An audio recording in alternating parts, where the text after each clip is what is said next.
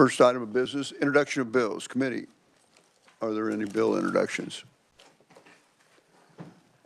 Seeing none. Okay, next we have a presentation by Interhab. Matt Fletcher.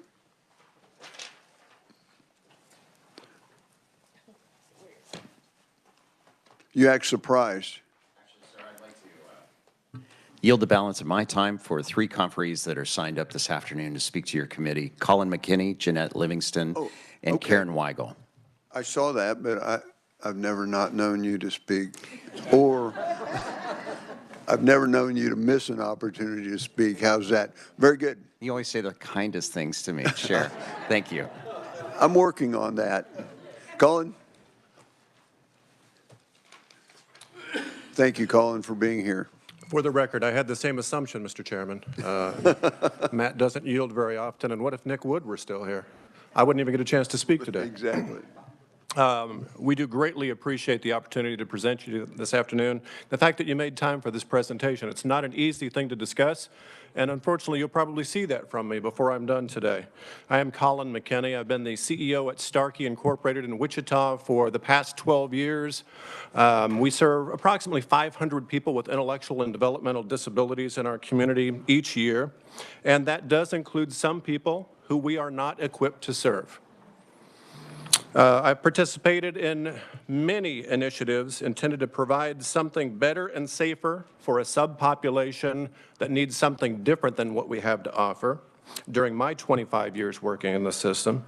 Unfortunately, I can't say that any of those initiatives to date have made a significant impact in improving individual safety for the individual themselves, my staff, or even members of the community. Kind of going off script here for a second, you know, I've got to say that kind of reminded me of the scene from Shawshank Redemption, where Red goes before the parole board every year, says the same thing, tells the parole board folks what he thinks they want to hear, and he's turned down. And so he finally goes back in and finally says what's on his mind, and I'll be darned if he didn't get approved. And I'm going to try and follow in that example a little bit with you all today as well. And I'm going to start by telling you, people get injured because our system is required to serve individuals it is not equipped to serve. There's a regulation on our books here in Kansas that speaks to the fact that local service systems must create a plan to serve any eligible person, regardless of the severity of their disability. That has been interpreted to mean we'll take people who aren't really a good fit for your system. They're not ready to get a job or a place of their own or learn the skills that we have to teach them. What they really need is a place to contain them, you know, because of the extreme behaviors that they exhibit. I have to think that back when that language was passed, what it was supposed to refer to is people who might be ignored or set aside because they needed to use a wheelchair, and that increases the level of difficulty, or because they need more hands-on care each day. It makes sense that you would have language that says those folks shall not be denied the services they deserve. But to then interpret that language to say anybody with any level of extreme support need can have a place in a community program that's not equipped to meet their needs, that is a gross overreach, and it places people at risk of harm. The Secretary does have the capability to determine someone inappropriate for community services, and I do think that has happened a few times through the years. I'm not personally aware of such a situation, but I've heard people say it has happened. Another avenue that we could explore is to request support or services, either inpatient care or outreach from Parsons State Hospital. And that is a resource that's more commonly accessed. But I've got to tell you, months or years pass while we are waiting for such a request to turn into action and assistance at the local level. Meanwhile, people are getting injured. Something I've never done before. I included some photos as part of my testimony today. If you haven't had a chance to take a look at it, I'll warn you in advance. You know, we incur some pretty scary injuries while we are trying to meet the needs of people, sometimes arriving at our door and we know very little about them. And so we learn as we go. I have also included a photo of the type of protective gear that some of our employees have to wear to keep themselves safe while we are trying to figure out how to safely serve someone. And I've got to tell you, back in 1930, when Hattie Starkey decided that she was going to serve kids with disabilities at her kitchen table, she most definitely never looked to a future where Starkey would become an organization required to serve people who routinely injure themselves or others. It just isn't what we were created to do. Leaders within the current administration and every other administration I have ever worked with have failed to make this a leading priority since the Developmental Disabilities Reform Act was passed back in 1995. I am positive that most of you have heard from your constituents concerns about a number of initiatives that our friends at KDADS are working on right now to kind of change how our system looks going into the future. And I've got to tell you, there's good intent behind all of those things. We could debate in a different committee hearing whether or not we like the way it's shaking out, but the intent is good. What doesn't make sense to me is the fact that, you know, helping people get a job or have more experiences in the community is given a higher priority than keeping people safe from serious harm. Right, wrong, or otherwise, I go back many, many years to my college psychology class where we talked about Maslow's hierarchy, and it clearly states, going back in time 80 years, you meet the basic needs of human existence first. That's food, that's shelter, that's safety. Before you get to self-actualization, oh my goodness, I got a job and I feel really good about myself. All are important. Keeping people safe is most important, and yet it has never been given a priority in our system. Time and time again, we make the case that people are being sent to local community programs like ours inappropriately before they are ready, and people are getting injured. This is an issue that does require state leadership. The dollars flow through here. KDADS answers to the governor and all of you. But there is certainly a community role in all of this as well. I was a part of a work group effort back in 2006, a little over 18 years ago, in Sedgwick County, which I think did a great job of exploring this issue. It ended up creating 19 recommendations on things that could be done to try and keep people safe and give them the types of supports they need, either in a community program, state program, or elsewhere. Unfortunately, I've got to tell you, 18 plus years later, very few of those recommendations have ever been acted upon.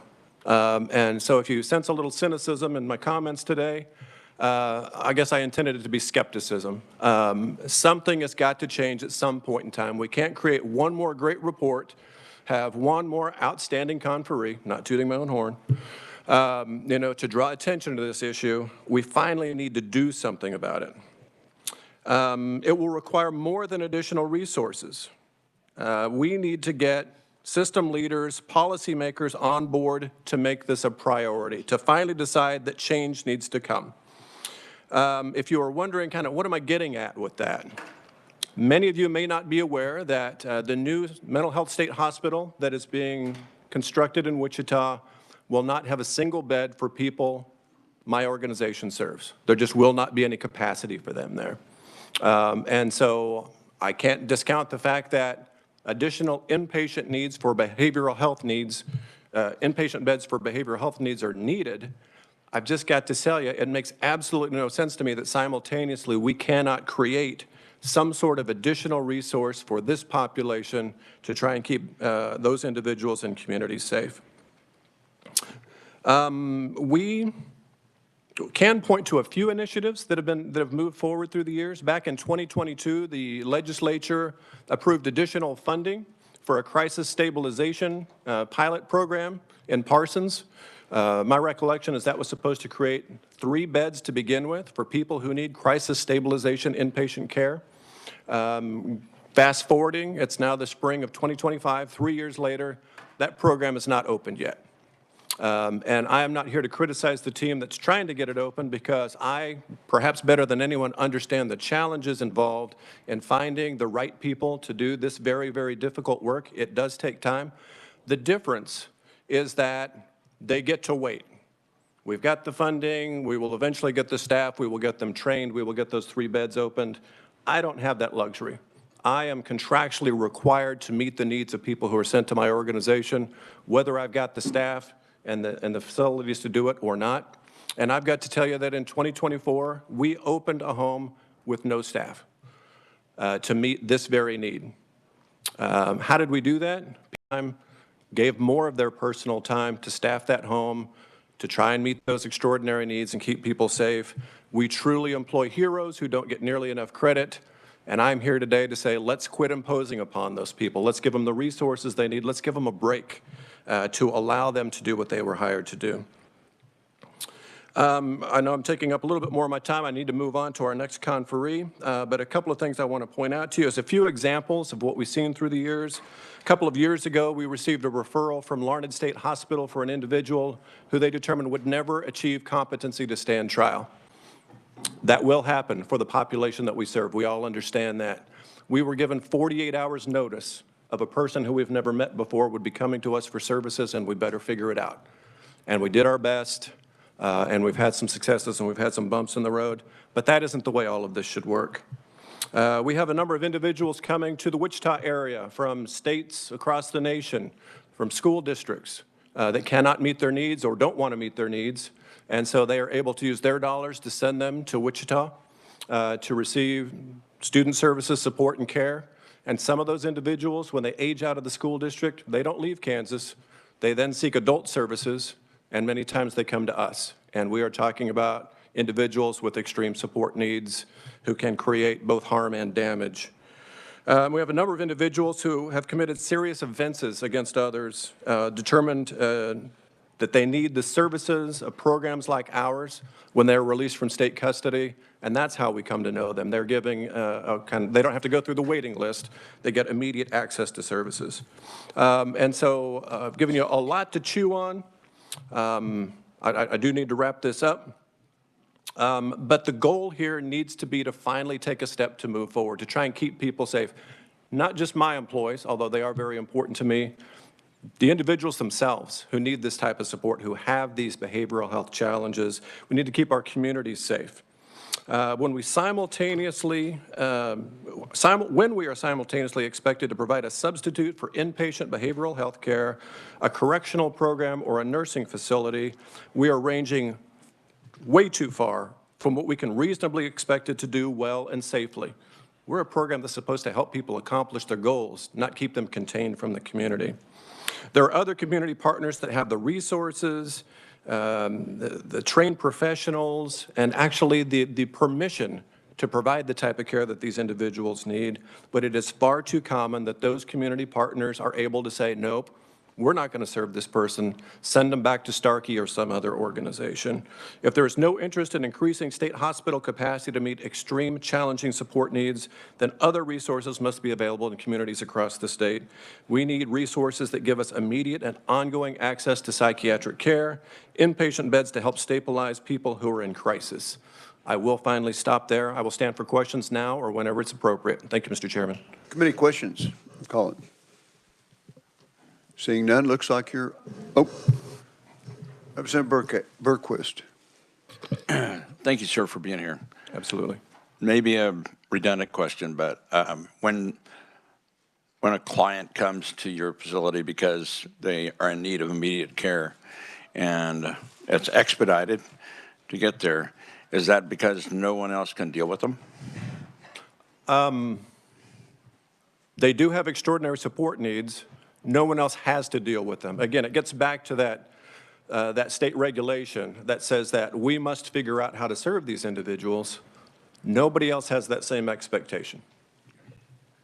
Thank you. Thank you, Mr. Chair. Committee, further questions? Representative Orpezzo. Thank you, Mr. Chair. Thank you for being here. My question is in regards to your remarks about accepting from out of state. Is that in statute? Can you elaborate on why that happens? By coming to Kansas for residential student services, a person can become a resident of the state of Kansas. There are ways that can be accomplished. So Pick any state you want to. I think Illinois is a common state that would send people to Kansas for these types of intensive student services. Many people do return to their home state. I'm not saying they all stay here, but some have found that it's easier to access these types of services in Kansas than the state where they originated from. Can I have just a Yes, you may. thank you. Sorry, a quick follow-up question. Is there any length of time that they have to be a resident here, like year, 6 months, 2 days? I actually don't know that piece. I get the referrals, and it says, however they became eligible, you need to serve them, not to, inappropriately point to our next conferee, but she is with Sedgwick County CDDO, and she might actually do a better job of answering that question than I can. Okay, thank you. Representative Howell. Thank you, Chair. Could you tell me when a student comes to and moves here and becomes a resident to qualify for this care, is their family required to move with them, and are they required to stay a resident also along with the student? The answer to B is no, they would not be required to stay. Whether or not they have to maintain some temporary, meet some temporary residency standard, again, I'll defer to Jeanette with Sedgwick County CDDO and see if she can do a better job of answering that question than I can. Thank you. That would be great. Any further questions? Looks like you're off the hook, Colin. Thank you, sir. Very good, thank you. Next, we have Jeanette Livingston, Deputy Director. Thank you for being here. Why do I always have to follow Colin? All right, so as you mentioned, Jeanette Livingston, Deputy Director of the Sedgwick County Developmental Disability Organization.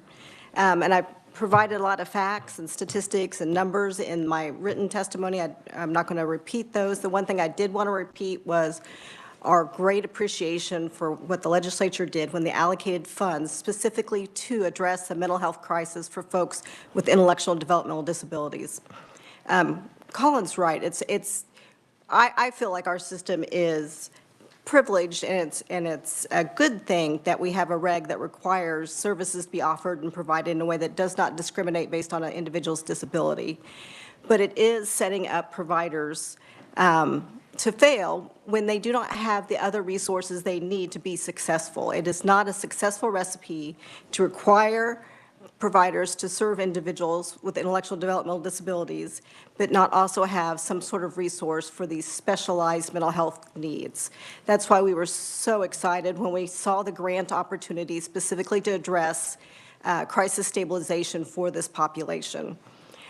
For years, we had looked at the START model of IDD crisis intervention and prevention that other states have successfully utilized to address this population.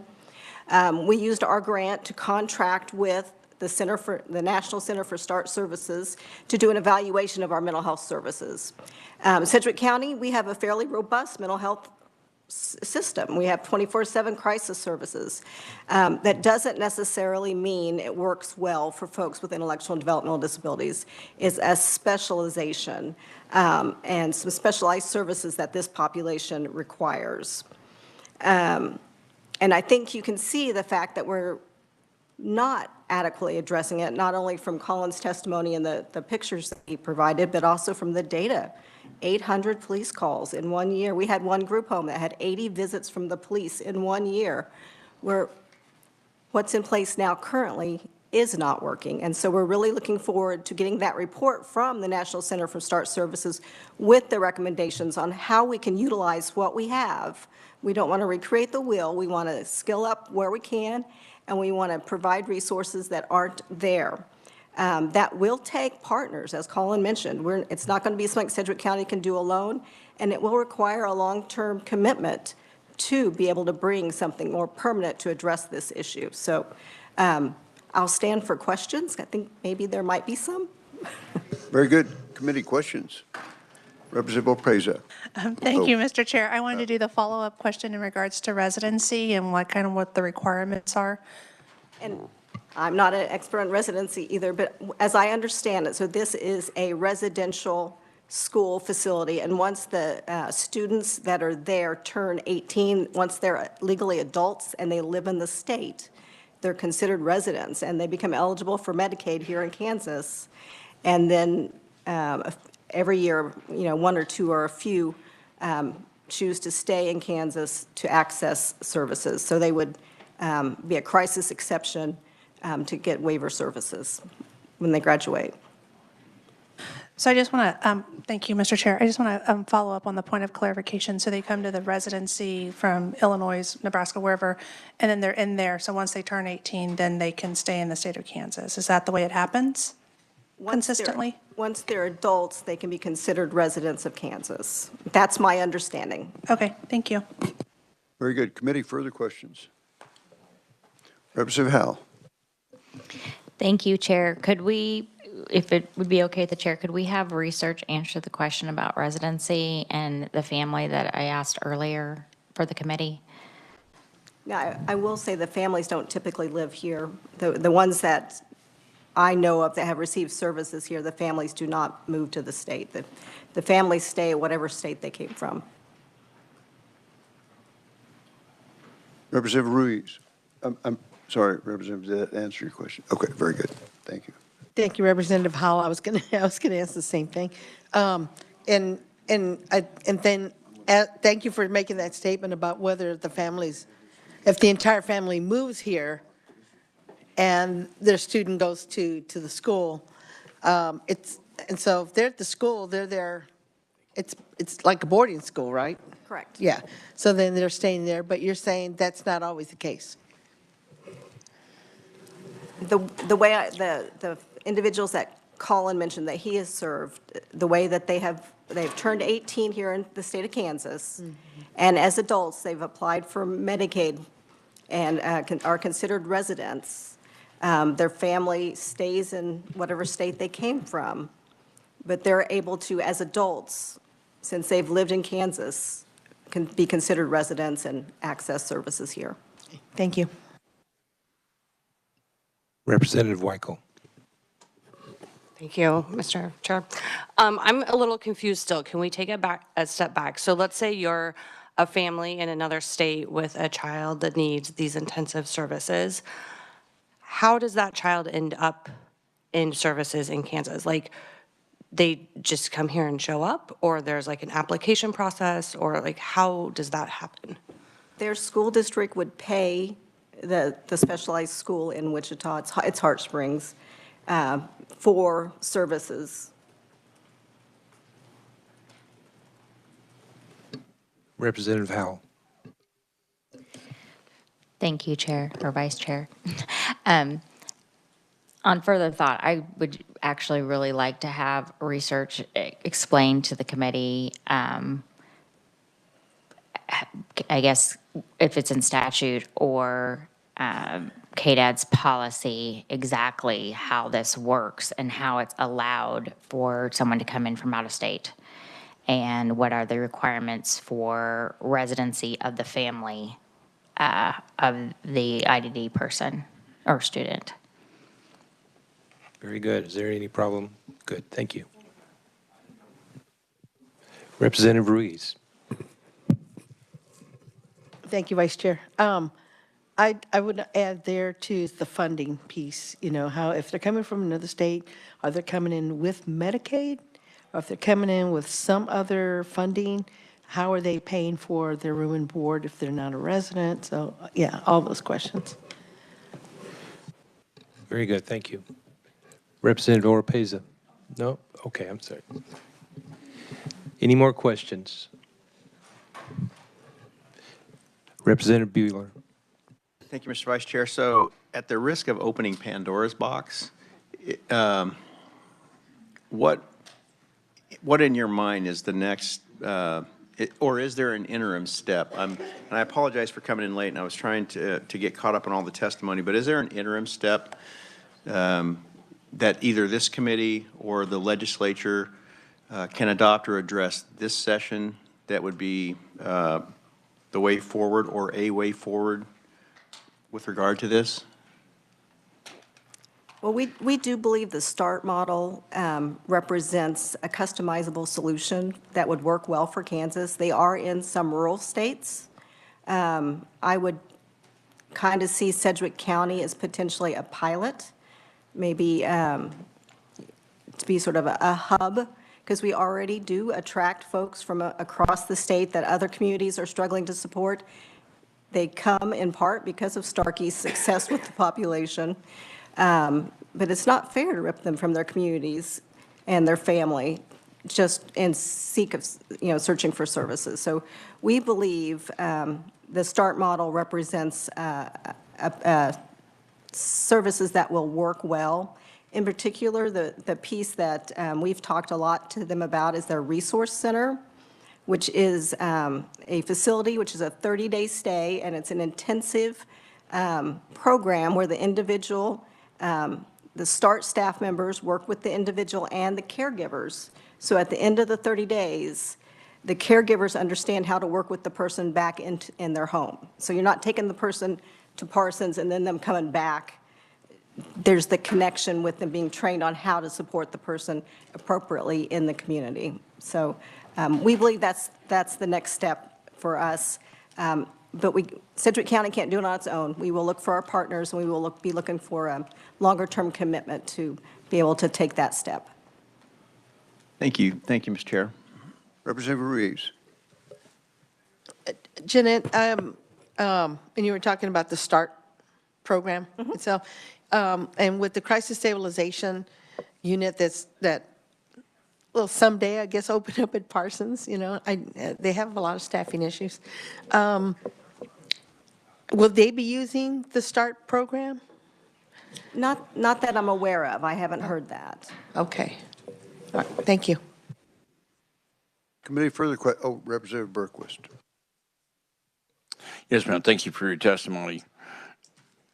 The START program, does it address the physical abuse aspects, and does it somehow train someone who may not be able to control their actions? Is it to train them, or is it to just bring behavior in people that are trainable? I would love for you to hear from Karen with the National Center for START Services. She's the next conferee that will be able to explain exactly what START does. Thank you so much. Thank you, Mr. Chair. Committee further questions? Seeing none, thank you very much for being here. Okay, next we have Karen.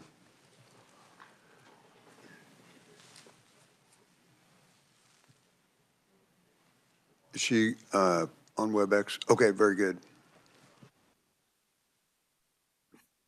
Good afternoon. Can you hear and see me?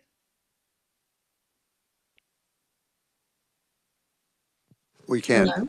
You can. Okay. Thank you so much. Thank you so much for having me here today to talk about the START model. I really appreciate this opportunity. I'm going to attempt to share my slides with you.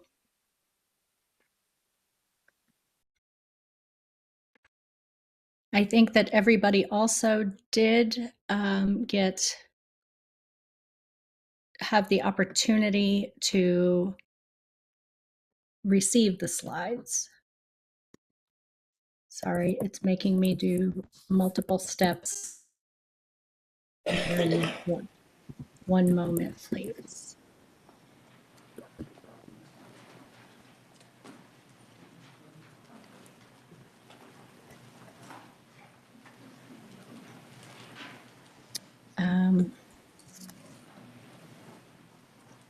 All right. I don't know why it's not allowing me to share my slides. I don't know if someone else is able to put those up so that you can see them. He's working on it now.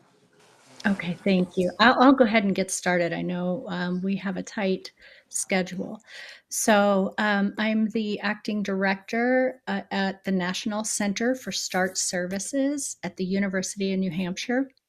My name is Dr. Karen Weigley, and again, thank you for having me here today. Just an overview, the START model is an evidence-informed model of integrated community crisis prevention and intervention services for people with intellectual and developmental disabilities and mental health needs.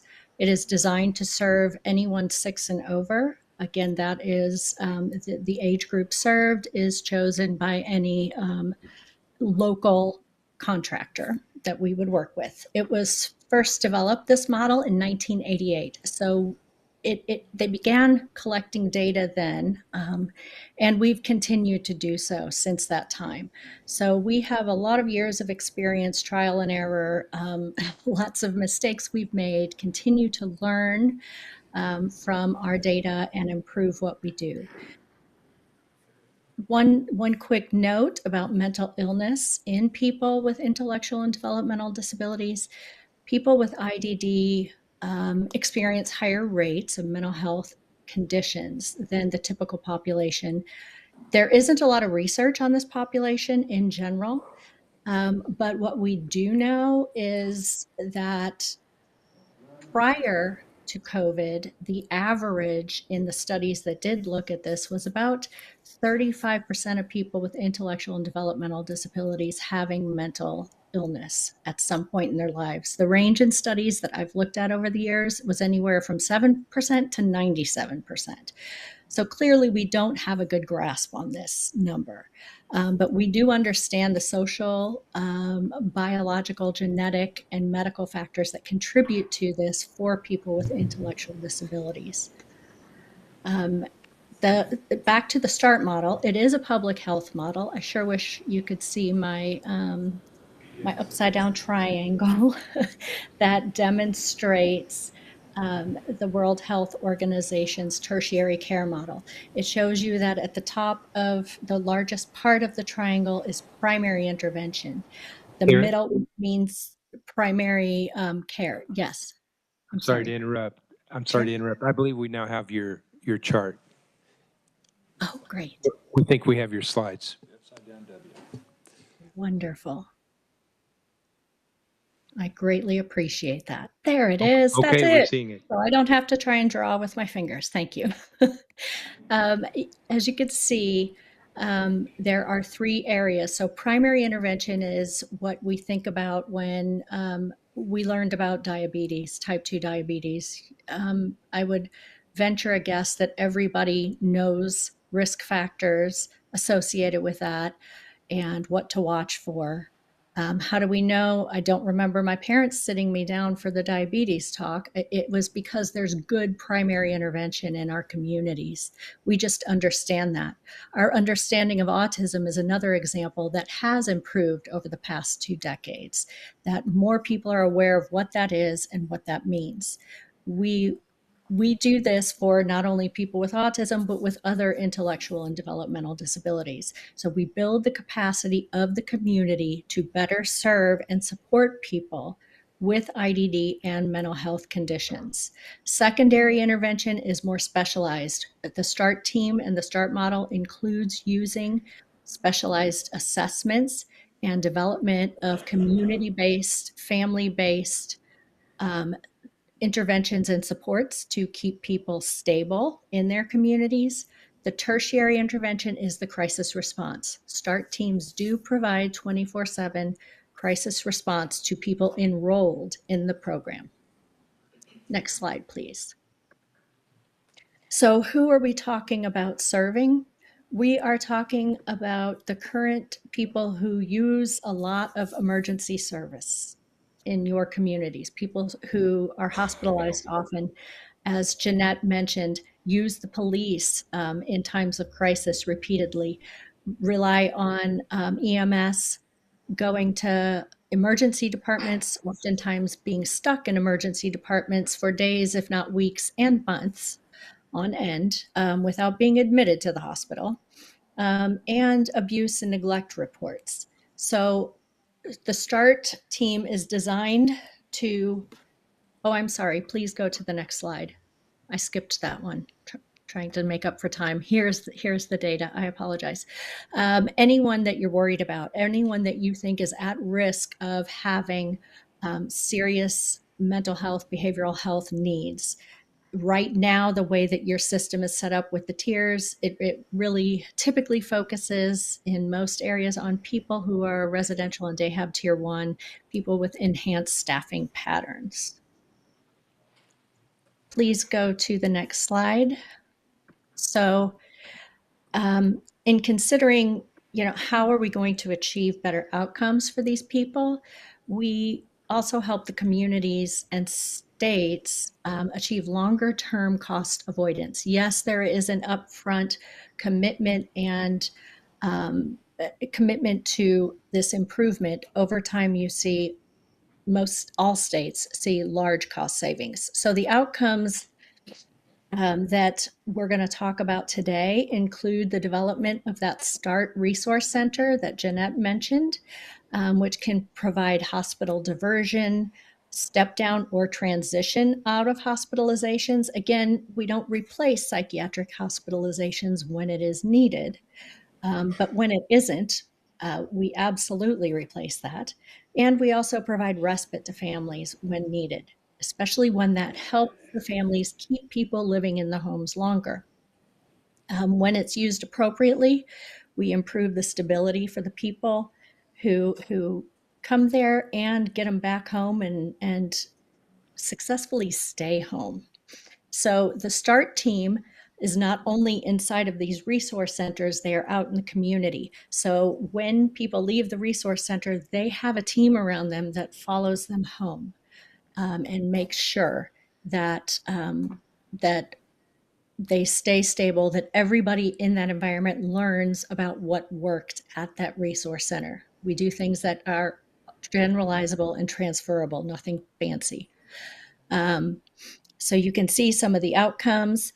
Emergency service use is significantly decreased by 18 months. For most people who are in services, by 9 months, we see a dramatic drop. And by 18 months, it's almost none, and it stays that way. It stays flat. Anybody can come back to services if need be in the future, but very rarely do we have people come back. When we see START teams in a community for 3 or more years, we start to see changes in the way that that community serves and supports these people we're talking about, people with higher, more acute mental health and behavioral health needs. We see fewer emergency services, less visits to jails, fewer police calls and responses, and people staying at home, as well as obviously improved quality, right? And decrease training costs for the direct support staff who serve these people. Next slide, please. So now I'm going to report on the 2023 national outcomes for the START programs around the U.S. Across the network in 2023, about 3,600 people with intellectual and developmental disabilities and mental illness were served. Around 2,800 crisis calls were made during that year to all of our teams. This resulted in 81% of those people making calls remained home, at their home. 72% of the people served also reported reductions in mental health symptoms. Next slide, please. Again, this is national data. For our START teams, we gather information for people's emergency service use 1 year prior to being enrolled in START, and then we continue to track that data during enrollment. So remember that this data represents people who might have been enrolled yesterday, or they might have been enrolled 18 months ago. So this is an average of the reduction in use of both emergency department visits and psychiatric hospitalizations. So it doesn't happen overnight. People are enrolled for an average of 14 to 18 months total, and that is because we also ensure that they are stable for at least 3 months before they are disenrolled. Next slide, please. So we used our national data to extrapolate potential cost avoidance in Sedgwick County, since they provided so much data to us around their service the users in their county during 2023 as well. So during that year, there were 71 psychiatric hospitalizations for Sedgwick County for a cost of $1.8 million. average cost per visit was $25,000. I'm just going to note that $25,000 would cover the cost of 1.5 people receiving START services all year, for an entire year. If we looked at just a conservative reduction in psychiatric admissions, not even as many as we're seeing on our national data, so only 20% reduction, you can see that hospitalization rates of that would reduce your costs by about a quarter of, well, a third. I'm sorry, no, 3,500,000, whatever it is, 350,000. I am so sorry, I cannot say that number. And you can look at this little chart here where you see hospitalizations, and on the top row is Sedgwick County. There were 47% hospitalizations. In START teams, there were 19%. Remember that when our teams, when we look at the data prior to admission, about 40% of people are hospitalized. Psychiatric emergency department visits, 74% in Sedgwick County and 31% in the START population as a whole. This is not, of course, counting people who are at Parsons. And it really, the data indicates that having a START team and resource center would likely reduce people going to these psychiatric hospitals in the first place, as well as help them transition back out if they are already there. Next slide, please. This pie chart demonstrates the distribution of disposition after crisis contacts for our START teams. So that means what happens to people after we get a crisis call and respond to that call and help restabilize the person. 81% of the time they stay home. You can see that 3% of the time there's a psychiatric hospitalization. 4% of the time they go to the emergency department and are released before a day. There's 5% is when they go to an emergency department and stay for over 24 hours. Some people, about 3%, go to a crisis stabilization unit. And so that just gives you an idea of where people go and what happens after their crisis calls or during their crisis encounters with START teams. Next slide, please. Excuse me. Here we see a comparison of crisis response outcomes between Sedgwick County in the left, and that's for police calls, and on the right, far right column is START crisis calls nationally. So left at home, you can see the difference is between 67% up to 81% for START clients. Hospitalizations, 15% for Sedgwick County and 13% for START crisis response. Again, we aren't anti-hospitalization.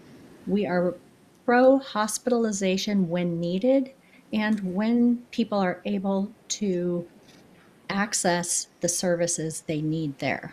So that is another thing that START teams do, is help inpatient facilities who are willing to partner, help them understand better and learn how to serve this population and know when they've met the goals and are ready to leave, and help them transition back home safely.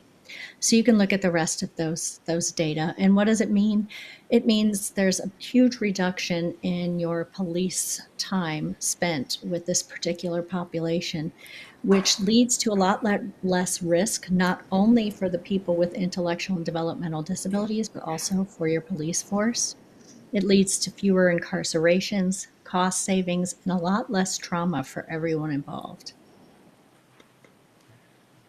The next slide, please. I understand that your tier system will be revamped in the coming fiscal year. But we did look at this data around the tiers in Sedgwick County, and currently 780 people received this waiver for all tiers, 1 to 5.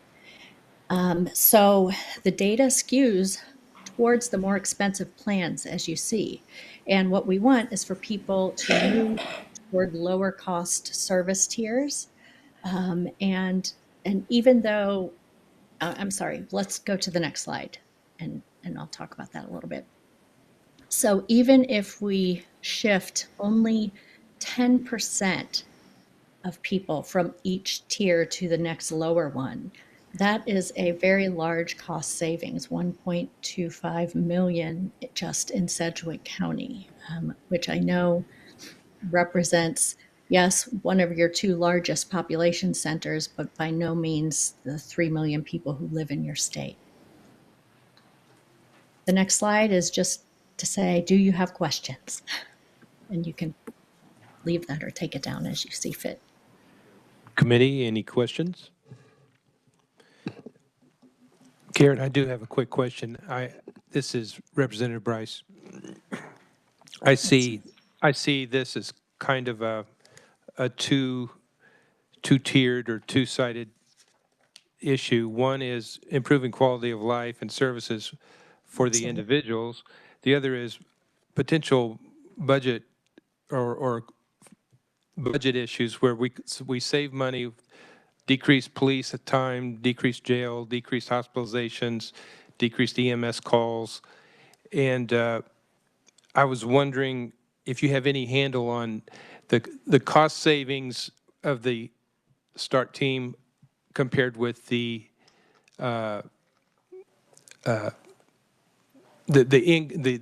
pluses and the minuses, the amount of money we spend for a START team versus how much we save by implementing the START team. Is there any kind of handle on that? Yes. Yeah, we have a few, we do have some data on that I can share with you. I'm not sure I can recite all of it. I can tell you that, I mean, the first time I published on this was maybe 2006 or 7, when I did a comparative study with people who were matched for a level of intellectual disability and mental health diagnoses who were in START services versus those who weren't in the state of Tennessee, which is where I live. And we looked at the costs of services, and for an entire year of START services was about a quarter of what was spent per person when they were not in START. And that included behavior analysis services, a lot of incarceration time, hospitalizations, emergency departments, and being stuck there. So we have that data I can share with you. And then we've also done some comparisons for the team in Tarrant County, Texas, looking at costs there. And, you know, on average, what we looked at now is 1.5 people can be served for the average cost of, for a year, for the average cost of 1 hospital stay, inpatient psychiatric admission. Those are some bite-size data that I do have memorized, but I can share other data with you that can explain that more. That's very good. Thank you. Representative Howell. Thank you, Chair. You'll have to forgive me, I am new to this committee. Could you tell me on this data that you are sharing, is this for both minors and adults, or is this adult-only information? And then I have a follow-up question, if that's okay. Sure.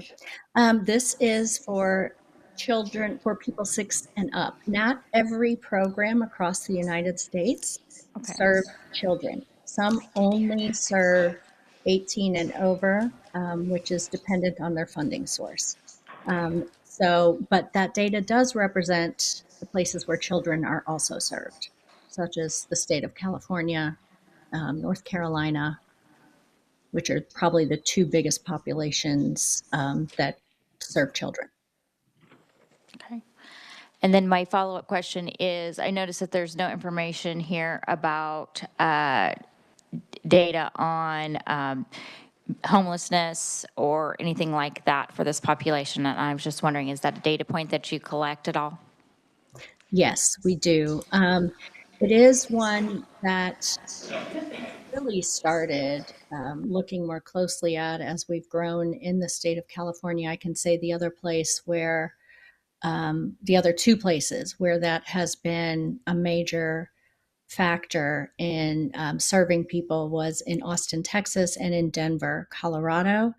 A lot of high population of unhoused people, and that is, that creates lower caseload sizes for the START team members, so it is a bit more expensive because you have to find people repeatedly, but it absolutely is an important group of people to serve. Excuse me.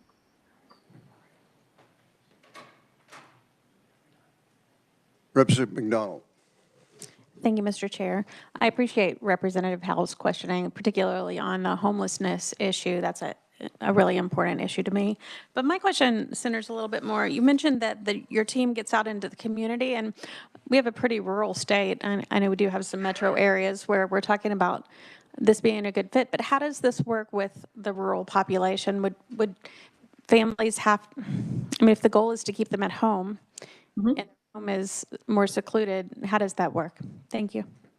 Yeah, we have teams in very rural areas, upstate New York, Iowa, Idaho. So it is the way you design the team. So where do you put your START team members? Sometimes it can impact the ability to respond with, immediately to crisis. And in some of those instances, they use local connections with other crisis responders to co-respond or take turns, whoever can get there the fastest. And or telehealth is another option that some teams use when they're very remote in crisis. However, services, as usual, are provided still in person. You go to that home, you help that family, you learn about that family, and help them identify ways to help to keep the person stable, and really work on entire family relationships.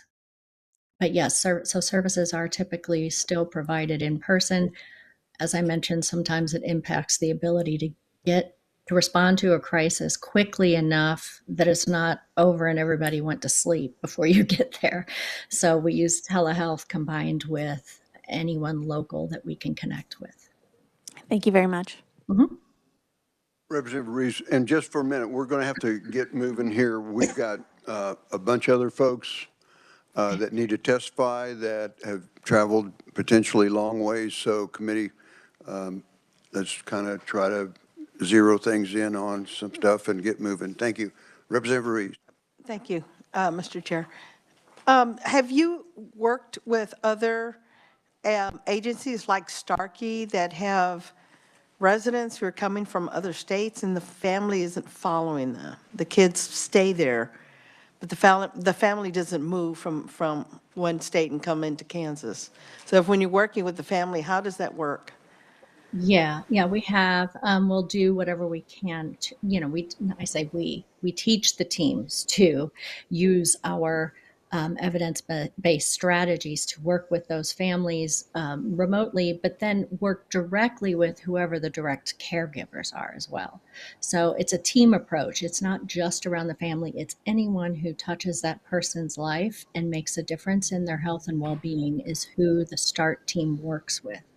That can be a psychiatrist, a direct support staff, a pastor, the guy who works the cash register at 7-Eleven, whoever it needs to be.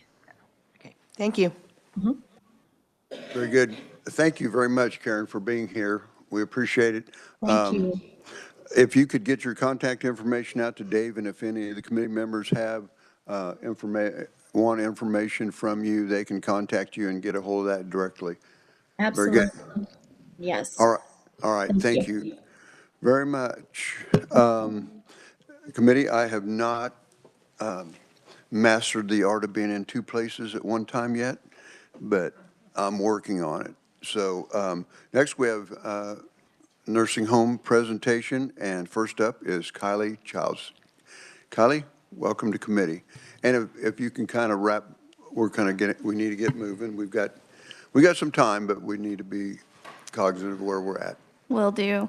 Thank you. All right. Good afternoon, Chairman Carpenter and members of the committee. My name is Kylie Childs. I'm the Director of Government Affairs with Leading Age Kansas. So thank you for the opportunity to provide a quick overview of aging services in Kansas. I believe you all have the slide deck, so if you want to dig into some more things on your own, feel free to. Leading Age Kansas is the state trade association for nonprofit and other mission-driven aging services providers that are doing the full continuum of care in aging services, everything from home health and hospice to your assisted living, your PACE providers, and your traditional nursing homes. We're providing numerous services and opportunities to our members through our association, and we are always striving every day to achieve our vision of being the recognized leader, trusted voice, and knowledge resource for aging services in Kansas, which is why you see myself and our CEO, Rachel Monger, up here nearly every day.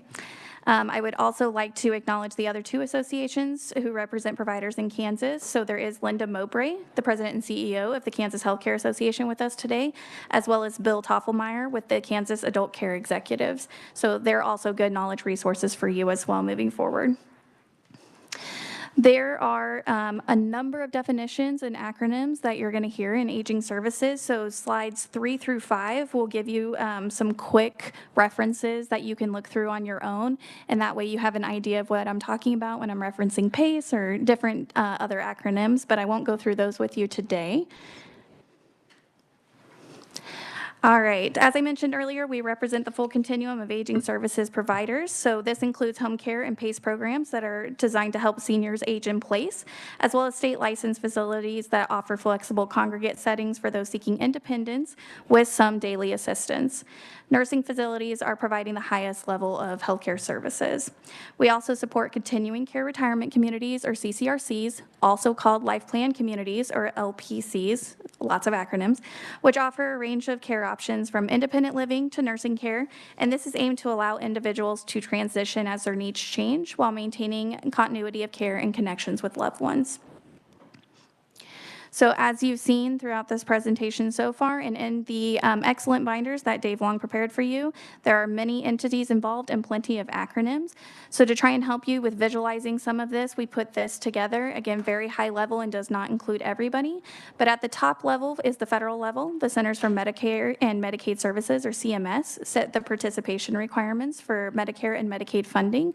So while nursing homes are the only federally regulated providers in our membership, state license settings like assisted living may also need to comply with federal rules, such as the final settings rule, to receive Medicaid funding as a requirement of their participation.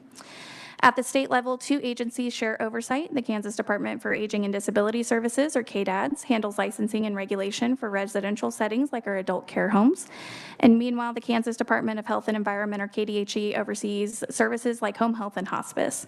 So within KDADS, there are different divisions. For example, the CARE assessment, the Client Assessment and Referral Evaluation Assessment, managed by the Behavioral Health Commission, determines eligibility for nursing home care and must be available to KDHE Medicaid eligibility to secure financial resources for a resident. So when there are communication gaps between these 2 agencies, it can cause delays, financial losses, and stress for residents and providers. Additionally, KDHE and KDADS collaborate on areas like child care licensing, as some of our providers offer child care on their campuses to support staff recruitment and retention and offer intergenerational programming.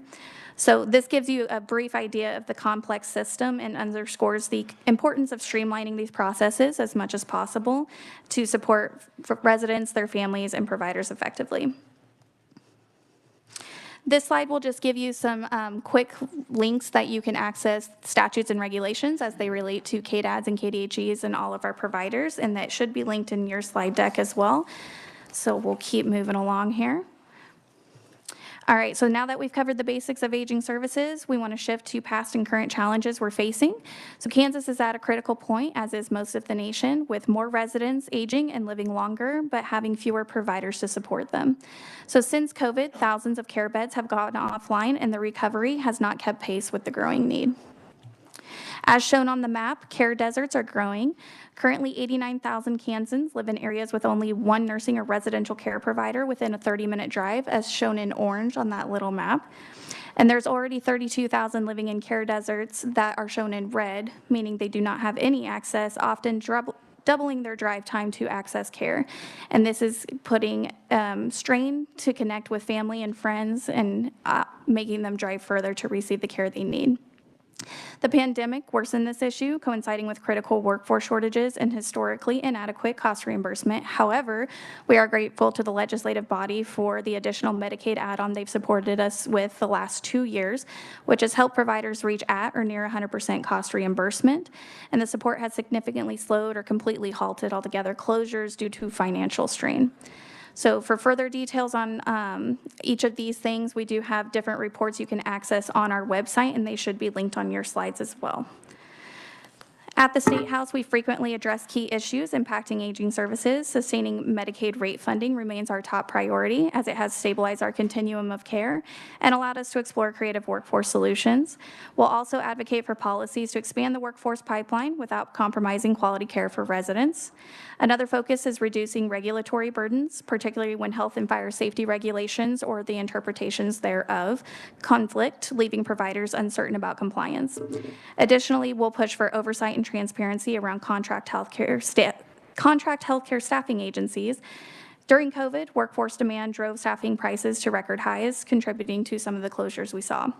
So while states like Missouri have implemented cost caps, our proposal focuses on pricing transparency, ensuring taxpayer dollars, often from Medicaid or the state general fund, are used responsibly.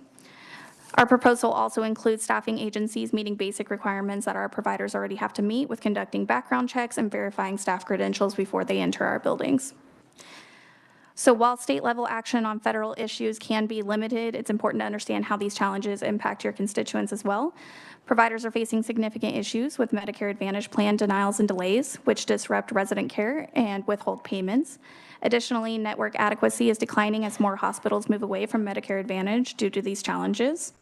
We're also advocating for reforms to our punitive survey and certification process for nursing homes. The current system focuses on penalizing providers by pulling funds, even in cases without actual harm. Instead, we believe fostering consistency and collaboration can lead to better quality of life for residents. So that's what we'll continue to advocate for on that federal level. As it relates to federal workforce issues, we strongly oppose the CMS minimum staffing standards rule, which we believe fails to address the root cause of the workforce crisis we're seeing. We're also supportive of Congressman Essex's attempts to address the CNA training lockout. The current policy prevents nursing homes, cited on a recent survey, from offering CNA training for up to 2 years, even if they are in substantial compliance with CMS. So allowing these facilities to continue training CNAs is critical to addressing our workforce shortages. Currently, there's about 103 nursing facilities out of our slightly over 300 that are on that ban list. All right, hopefully I went fast enough for you. Our contact information is on there. If you have questions, I'll stand for them at the appropriate time. Yes, you did go fast enough for us. Okay. Committee questions? It doesn't mean no questions, committee. It just means we need to expedite things. Representative Berquist. Just a comment. You left us with plenty of information, and we'll be sure to make use of it. Thank you. Yes, thank you. Further questions? Kylie, thank you very Thank much you. for being here. Okay, next we have Linda Mowbray, no stranger to this committee, I think. No stranger to other committees that I sit on. So welcome, Linda. Thank you, Chairman. Members of the committee, happy to be here today. I'm Linda Mowbray. I'm President and CEO of Kansas Healthcare Association and Kansas Center for Assisted Living. We are the largest, oldest trade association representing the aging services in Kansas. We have about 280 members across the state, and those members are everything from a 5-bed home plus to a 250-bed nursing home. So we really represent a lot of different types of communities across the state. A little bit about me, since we'll be spending some time together this session. Started my career fresh out of college at a nursing home, skilled nursing home. After 14 years, came to work with the association, worked on education, and then assisted living issues and regulatory issues, and then back to, pardon me, my real love, which is the skilled nursing facilities. So a quick add of numbers that started in '87. I'm getting old, guys. I'm getting old. Oh, thank you. And with getting old, I'm not alone. In your handout set that Mr. Long provided for you, you'll see the aging population in Kansas. A lot of us are getting old in Kansas. This map starts with 2020. Can you believe that was 5 years ago? So we're already up halfway to the next benchmark. That means 75,000, almost 76,000 Kansans by 2030 will be 75 or older. Now, I won't quite be to that point yet by 2030, but if the fates provide, by 2040, I certainly will be. We're getting older, and the services that we need are continuing to cost a lot of money. And as Kylie mentioned, we have deserts out there. There was a time when all 105 counties had a skilled nursing facility. At the last count that I saw, we were down to 96 counties with a skilled nursing facility. We can do better than that. And we are at risk of losing more of those nursing facilities. Most people want to age in place, age in their own home, or go to the least restrictive environment that they possibly can. Those options, too, in certain parts of the state are collapsing. And quite frankly, depending on your financial status, you may not be available. You may not be able to find a facility that takes one of the services that can provide care for you. Again, on one of my handouts, I too have given the definitions of the different care settings across the state. I hope I'm a resource for you. It's not only just for the committee work, but also if you have a constituent that has questions or concerns or issues with either care or access to care or, where to turn to find the right answers, please use me as a resource. I'm happy to help with that. This also shows you a little snapshot of the number of nursing facilities in the state, the number of assisted livings, residential health care, home plus, and adult daycare. The graph also shows you where some of the funding sources come from. And those funding sources, quite frankly, a lot of people think, well, Medicare is going to pay for everything. Medicare doesn't. At the very best, it can pay for 100 days of skilled nursing home. At the very best. And most of the time, you really don't qualify for more than 30 days, somewhere along that. And then you're on the hook for about anywhere from $7,000 to $10,000 a month, unless you have private insurance, like long-term care insurance, or if you're a veteran and you qualify for their aid and attendance program. Finding care and navigating through this course is not for the faint of heart, and you need resources. And that's partially what the association is here for, and we want to be that resource for you, your constituents, and also our members across the state. The last thing I'll talk about today is the economic impact. Nursing facilities, assisted livings, home plus, all of the care continuum, we put a lot of dollars into the communities. And in many cases, we're one of the largest providers in the community. And so you hear when a hospital closes how devastating that is for a community. But when a nursing home closes, it's devastating too. Emporia, for example, you can't find a skilled bed anywhere close to Emporia right now since they've recently had a closure. It's just not there. So people are driving to Wellsville, Kansas City, Topeka to get care or to have to see their loved ones that are needing care. This economic impact statement shows the amplifying effect of the dollars that go into the community when care is provided.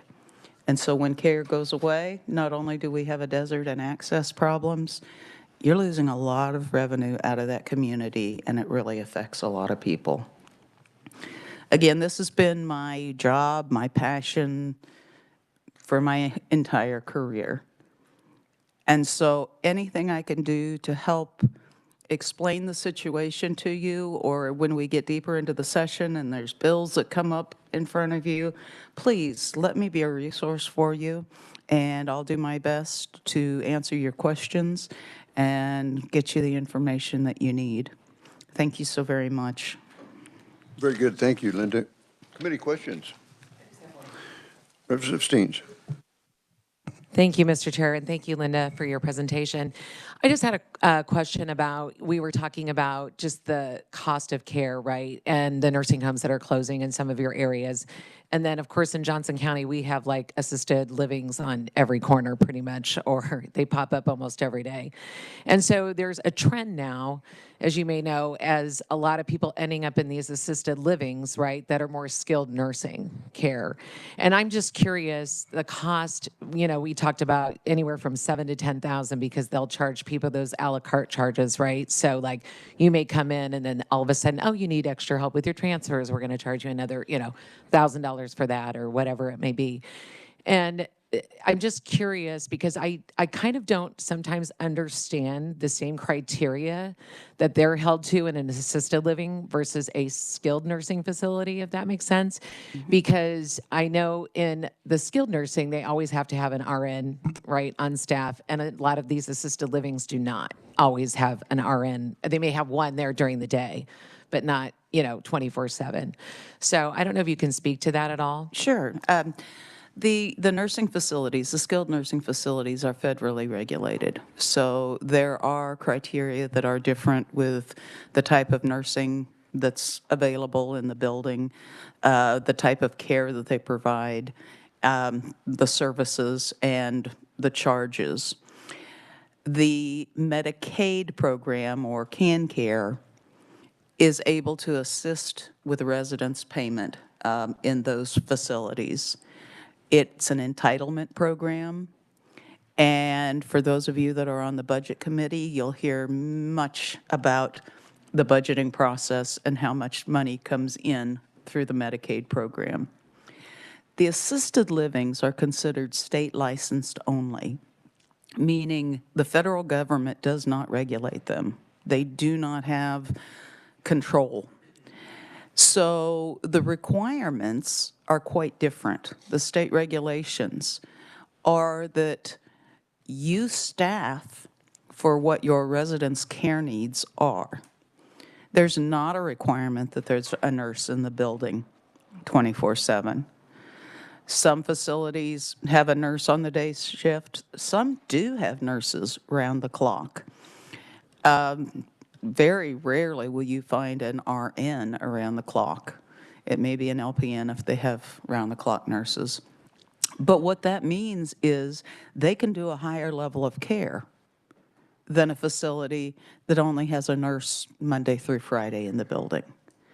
So part of the state's responsibility, KDAD's, in the regulatory process is to make sure that assisted living providers are being good stewards.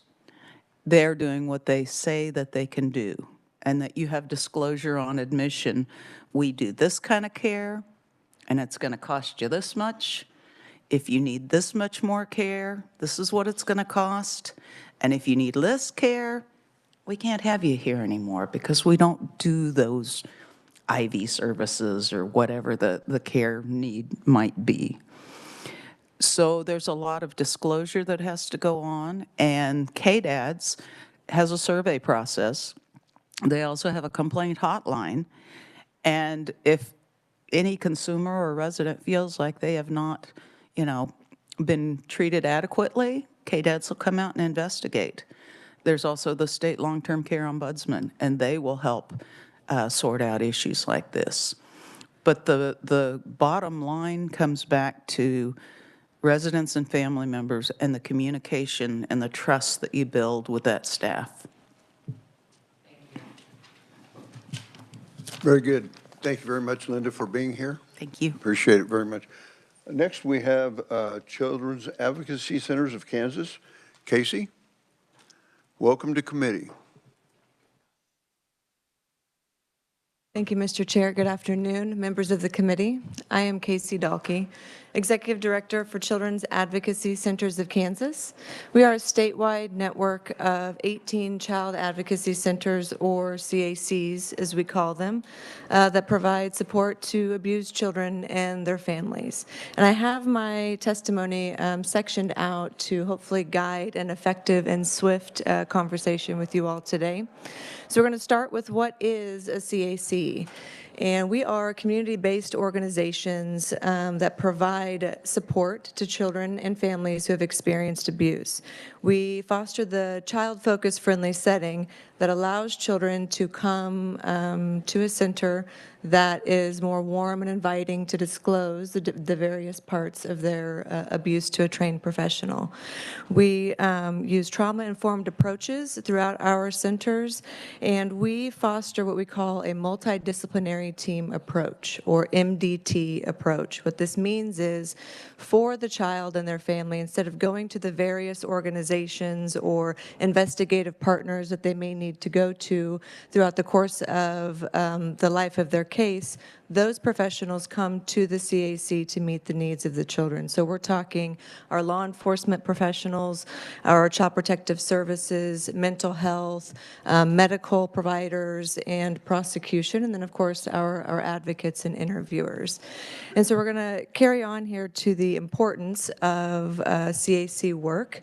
Because we are bringing those individuals all together to coordinate these investigations, we have cost-saving approaches versus traditional investigations where that was just under around $4,000 a case when we're talking about the various organizations working different investigations on different timelines. Through the CAC model, we are able to be more cost effective and save around $1,000 a case, so we're just under $3,000 per case for every child that we see. We also, through that multidisciplinary team response, we have greater detail gathered around the abuse disclosure. So that increases our prosecution rates.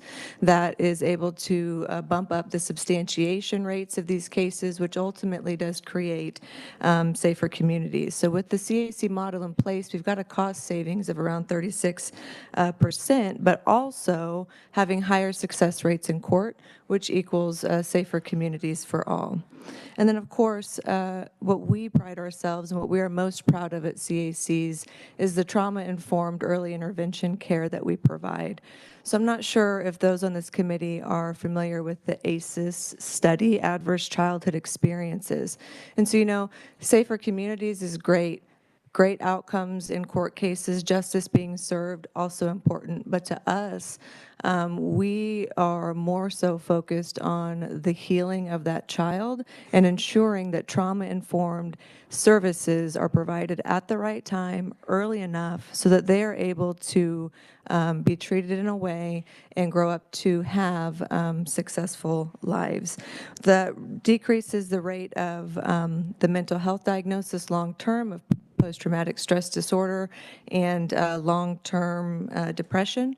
We are also taking some innovative approaches, and for those of you who sit on the Social Services Budget Committee, we're going to take a deep dive into this next week during testimony. You'll get to see me as well. We partner with our friends at KDADS to support a training initiative for problematic sexual behavior, cognitive behavior therapy.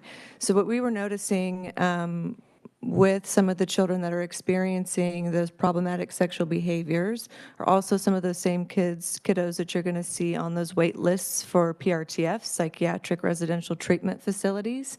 And this treatment model that we received some funding from KDADS for to train more clinicians across the state at our CACs is really aimed to hopefully decrease those wait lists, keep more children at home.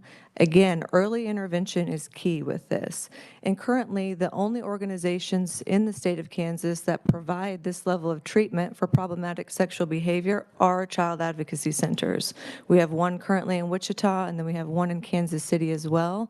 With this KDADS funding we received last year, by the end of June of this year, we will have 5 more areas, 5 new CACs trained to be able to help meet this need for these kiddos. So we're very excited about that. I do want to talk about some challenges that we're currently facing. Currently, I think that our CACs for so long have become used to operating with minimal funding. And unfortunately, what that means is overworked employees and some staff burnout rates, of course, but children not necessarily being seen or offered as many services as we want to offer and as many treatment models as we want to provide, because we just don't have the funding to support that. There's currently 32% of the state, specifically to our rural areas, that children don't have access to a CAC and to these services that I described. And it's not fair that due to a zip code, a child survivor of sexual abuse does not have equitable access to support and services as they may in an area that's covered by a child advocacy center, and we certainly aim to change that. It's also noted in the House Bill 2007, so for those of you who sit on the General Government Budget Committee, here in 30 minutes, we're going to be meeting again, and I'm going to give a more detailed overview of what those cuts projected in that bill are going to mean for us. Our CACs at this point, from what I can tell on that bill, are looking at around a $340,000 cut this fiscal year from last. We're still pretty unclear as to why that cut is taking place. Nonetheless, it's not good for us. And we have a couple of our child advocacy centers here today. One, Braley Hammocky, the executive director of our newest child advocacy center in Rice County, Kansas, currently doesn't have access to state funding or sustainable funding. And so these cuts for her could be detrimental. We also have Bryn Murphy, CEO of Sunlight Children's Services. She's going to come up after me and give you a little bit of an overview of the services that they're providing directly. But she and her team are going to be one of those new centers trained in that problematic sexual behavior model that I talked about previously. And with those cuts, I mean, what we're looking at and what you're going to hear me ask in general government budget is what we need as CACs to be functioning at the level that we are comfortable functioning at is $3.8 million. $3 million to expand on the services of the centers that are currently out there working. And then we really want to dedicate $800,000 to new and startup CACs. We have communities out there that are ready, multidisciplinary team partners that want to open a center but don't have access to sustainable funding. Therefore, they're not comfortable making that jump, and I can certainly see why. Your support to us matters. Obviously, child abuse is bad, and none of us here want to see that happen. And so, yeah, so I'm going to wrap it up. Let me make sure that there's nothing else major that I want to hit here. But yeah, I want to give Bryn an opportunity to speak. I appreciate all of your support. And if there is any bill or conversation that's being taken place during this session that involves anything child investigative, child sexual abuse, or child welfare related, please don't hesitate to reach out. I would love to partner with y'all and help be a resource to provide support and insight on that. So with that, I'll stand for questions at the appropriate time. Thank you very much for being here. Next, we have Bryn Murphy. Bryn, who is from my county. And I'm very familiar with the job that they do. So anyway, welcome to the committee. Thank you. Thank you for giving me the time today to speak with you a little bit about our program. I am Bryn Murphy, the CEO of Sunlight Children's Services. Sunlight has two programs that help us accomplish our mission of providing resources and facilities to victims of child abuse. As Casey said, we do have a child advocacy center that is in El Dorado. Our child advocacy center has been open since 2007. We were lucky enough to expand our physical space about 5 years ago to include therapy services in our CAC. Prior to that, we had to make referrals to our local community mental health center. So we were very thankful to be able to add that to our program. Since that first therapist was added 5 years ago, we were able to get the additional funding through the state CAC grant to add 2 additional therapists. So we currently have 3 therapists, but we are working at max capacity with their caseloads just in that short amount of time. We have a very high success rate for the families that we refer to therapy. We account that to our immediate intervention. A lot of the times when the families come in for their interviews, they are in the middle of a crisis, and we are able to immediately step in, help them with the referral process for our mental health services, and get them into services immediately. Our clinicians see the clients weekly, which helps mitigate any behaviors or problems that are going on in the family and helps them retain placement within their homes. Our second program is an emergency shelter that is for youth birth up to 18. That is in Andover. The emergency shelter takes placement of youth who have been placed into police protective custody and also youth that are in foster care that don't have stable placements. As Casey said, our therapists are going to be going through the problematic sexualized behavior therapy training this year. We're very excited to be able to offer that. At our children's home, we see youth come through daily that have problematic sexualized behaviors that are keeping them from getting placed into regular foster homes or other placements. These youth have referrals that state that they can't be placed with younger youth, they can't room share, can't be placed with youth that are opposite genders, and that really hinders them to be able to find a stable, secure placement and also provide the treatment that they need to address whatever behaviors led to them being removed from their home. In the past 2 years, our numbers of youth that are in foster care placed within our emergency shelter have grown. About 30% of the youth that we're serving now are youth without stable placements that are waiting for a PRTF bed or waiting for a placement that is going to be able to provide them more stability. Our children's home does serve youth throughout the entire state of Kansas. So when Casey says that this is a problem, that all of our youth within our child advocacy centers need this service and need this support, we see that at Sunlight on a regular basis with our children's home. Thank you guys for giving me an opportunity today to speak with you a little bit about our program, and I would stand for questions at the appropriate time. Very good. Thank you, Brenda. Thank you. Thank you very much. Next, we have Whitney. Is Whitney, oh, it's written only. Oh, very good, then. I apologize for rushing everyone around, but we do all have, almost all of us have committees to be to and 3:30. Committee, are there any questions then of Bryn or Casey? Seeing none. Very good. Thank you again for your time and your commitment. So, committee, any other business? We are adjourned.